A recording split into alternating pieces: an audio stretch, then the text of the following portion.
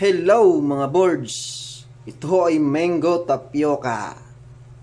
Gusto nyo gahaw malaman kung paano gumawa na ring masarap na mango tapioca? Tapusin ang aking video at malaman nyo kung paano gumawa ng pinakamasarap na mango tapioca. Let's go!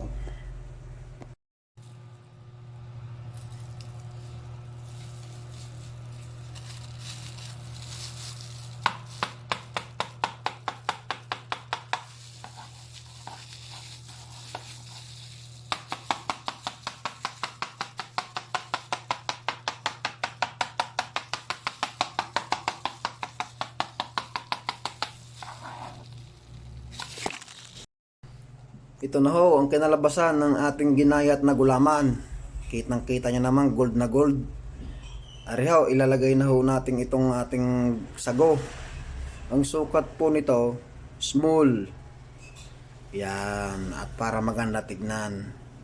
At tama lang ang laki pag small. Hahaluin ho natin ari, para kumalat. Tapos ilalagay na ho natin itong condensed na mango flavor. 2 lata ho ang ating ilalagay dito. Yan, talagang napakasarap. Ay, kitang-kita nyo naman, napakasarap niyan. Tapos, ating ilalagay na ho ang ating all-purpose cream na Angel. 3 po ang ilalagay po natin dyan, para mas malasa at malapot. Mga boards, subukan yung gumawa. At talagang napakasarap. Hindi kayo magsisisi pag natikman nyo ang lasa nito. Yan. Oh, talagang masarap niyan. 3 Nestle cream ang ating inilagay. Tapos ilalagay na ho natin ang ating condensed na Durin. Kaya Durin ho ang aking ginamit diyan dahil ang Durin ho ay matamis. Kahit hindi na ho tayo mag-add ng asukal diyan. At napakatamis na nandoon. Ariyo, ilalagay na ho natin itong ating manggang sariwa.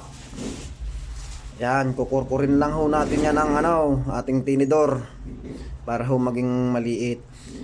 Isa lang ho ang aking pinakita diyan, pero 3 mangga ho ang aking inilagay dito.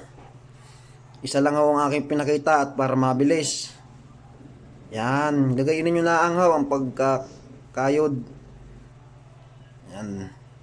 Maliliit para kalat, para lahat naman ho makatikim ay may mangga. Yan, o, sarap niyan.